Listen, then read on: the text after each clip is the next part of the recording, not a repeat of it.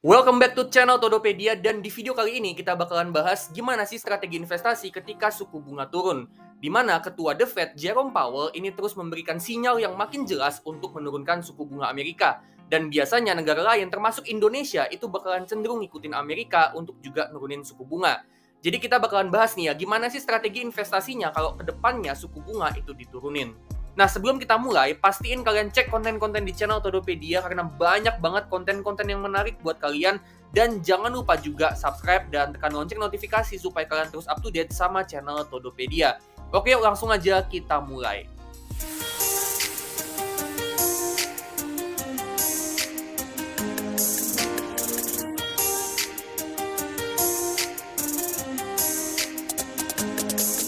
Oke, jadi gimana strategi investasi ketika suku bunga turun? Kita mulai dari chapter yang pertama, yaitu investasi di saham bank. Ketika The Fed itu nurunin suku bunga, yang akan langsung kena efeknya itu adalah sektor perbankan. Makanya ini yang kita bahas pertama.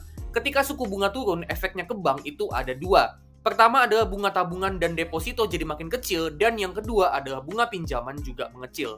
Pertama kita bahas dulu untuk bunga tabungan dan deposito yang mengecil.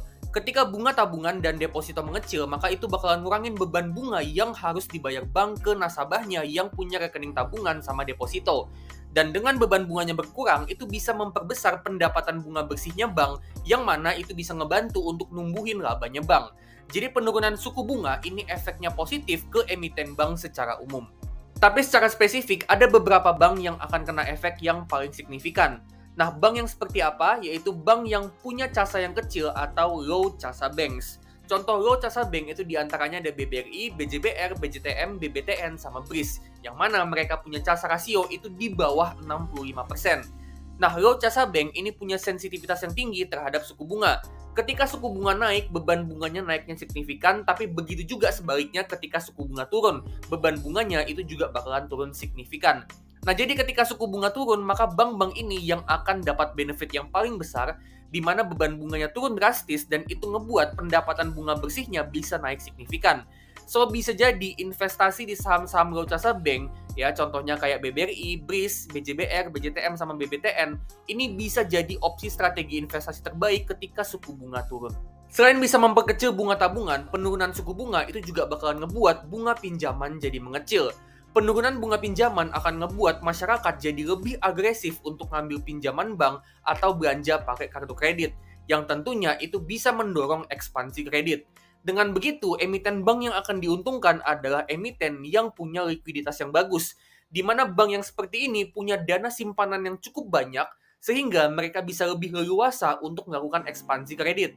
Dan dengan begitu, mereka punya potensi pertumbuhan kredit yang lebih besar, yang juga bisa berimbas ke potensi pertumbuhan pendapatan yang lebih gede. Ciri-ciri bank yang likuiditasnya bagus adalah bank yang punya loan to deposit ratio yang nggak terlalu tinggi, di kisaran 70-85%. Beberapa contoh emiten bank dengan loan to deposit ratio di antara 70-85% itu adalah BBCA, Mega, BJTM, sama NISP.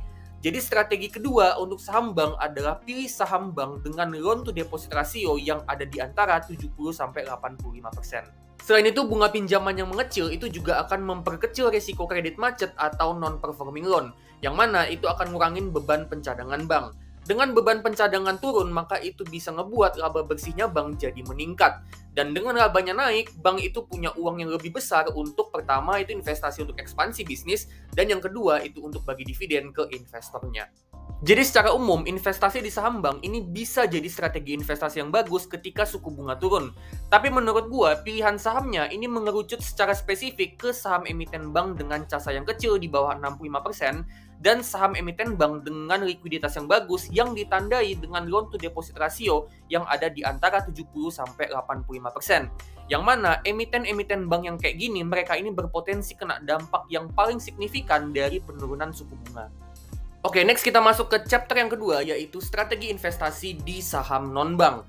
Tadi kita udah bahas ya, kalau dengan suku bunga turun, itu akan ngebuat bunga pinjaman bank jadi mengecil. Nah, dari sisi consumer, dengan bunga yang lebih kecil, itu akan mendorong consumer spending, di mana consumer itu akan lebih agresif untuk belanja menggunakan kartu kredit dan cicilan. Nah, ini bakalan nguntungin beberapa sektor, di antaranya ada sektor teknologi ya, kayak Apple, Microsoft, Google, sama Amazon. di mana orang itu bakalan lebih banyak beli produk dan jasa teknologi menggunakan kartu kredit, termasuk juga beli perangkat elektronik. Terus ada juga sektor otomotif dan pembiayaan, di mana masyarakat itu bakalan lebih agresif untuk ngambil cicilan kendaraan bermotor. Jadi yang berpotensi untuk diuntungkan adalah emiten-emiten kayak Astra sama Adira. Dan ada juga sektor properti ya, ada Pakuwon, Demas, BSDE, sama Sumarekon, di mana masyarakat itu bakalan lebih agresif untuk ngambil KPR, dan emiten-emiten properti ini berpotensi untuk omzetnya atau revenue-nya itu bisa naik. Jadi emiten-emiten ini bisa dipertimbangin ya untuk dibeli sahamnya untuk investasi. Terutama buat kalian yang investasi di bursa US, kalian juga bisa pertimbangin saham-saham perusahaan teknologi raksasa kayak Apple, Microsoft, Google, sama Amazon. Selain itu, penurunan bunga pinjaman juga akan ngebuat perusahaan jadi lebih gencar untuk ambil pinjaman bank untuk ekspansi, terutama untuk sektor infrastruktur, lebih spesifiknya sektor menara telekomunikasi. Mereka ini cukup banyak ambil pinjaman bank karena mereka butuh banyak modal untuk akuisisi menara dan ekspansi bisnis.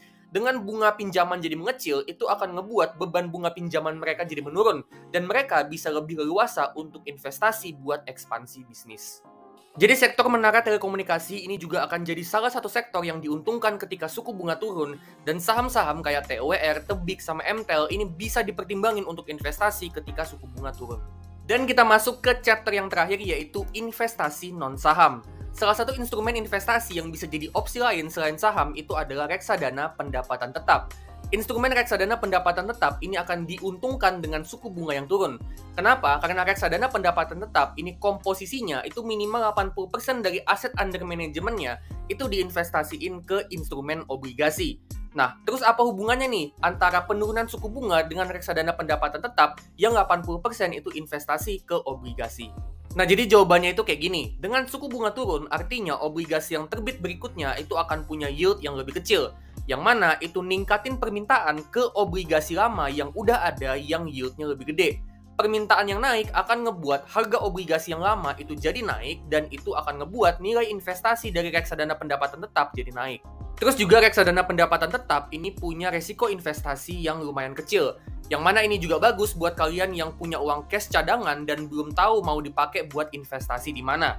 Kalian bisa taruh dulu uangnya di reksadana pendapatan tetap supaya uang cash kalian tetap bisa tumbuh secara perlahan. Jadi reksadana pendapatan tetap ini bisa jadi instrumen yang cukup menarik ketika suku bunga turun atau akan turun, di mana dia punya potensi return-nya yang lumayan gede dengan kenaikan harga obligasi, tapi dengan potensi resiko yang lumayan kecil. Jadi overall, gimana strategi investasi ketika suku bunga turun? Yang pertama adalah untuk emiten di sektor perbankan itu secara umum akan dapat katalis yang positif. Tapi secara khusus, emiten-emiten bank yang punya casa rasio yang kecil dan punya loan to deposit rasio yang nggak terlalu tinggi, itu yang akan kena efek yang paling signifikan. Jadi emiten-emiten bank yang gue mention di sini, ini bisa dipertimbangin untuk dibeli buat investasi. Kedua, penurunan suku bunga itu akan nguntungin sektor lain kayak teknologi, otomotif, properti, dan infrastruktur, di mana masyarakat dan korporasi itu akan lebih agresif untuk ngambil pinjaman bank untuk ekspansi bisnis. Jadi emiten-emiten di sektor ini juga bisa dipertimbangin karena punya potensi pertumbuhan bisnis yang lebih gede ketika suku bunga turun. Dan yang ketiga, investasi di reksadana pendapatan tetap juga bisa jadi strategi yang ampuh karena harga obligasi yang naik. Ditambah juga dengan resiko investasinya yang kecil, reksadana pendapatan tetap juga bisa jadi tempat kita untuk nyimpen uang cash cadangan. Nah, tapi gimana sih caranya kita bisa investasi di saham-saham yang tadi gue sebut dan di reksadana pendapatan tetap?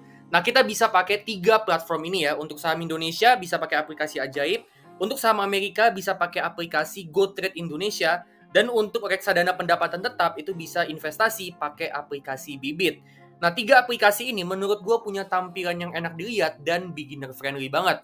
Untuk daftar, kalian bisa pakai kode referral yang gue cantumin di sini.